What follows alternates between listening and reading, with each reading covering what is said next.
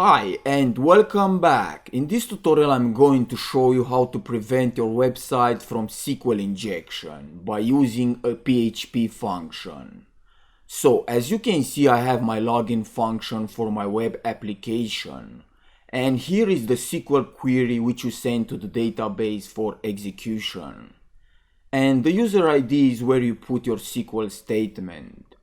If you type or 1 equal 1 and the comment symbol, then this will validate as true, and you will retrieve information from the database. To give you an example, I will use my vulnerable web application and click SQL injection. Make sure the security level is set to low. Now in the user ID field, type single quote 1 equal 1 and the comment symbol.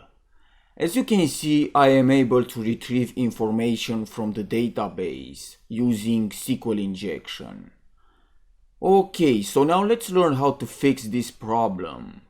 And to do this, you need to add MySQL real escape string function and strip slash, which is also a function, and then the if statement.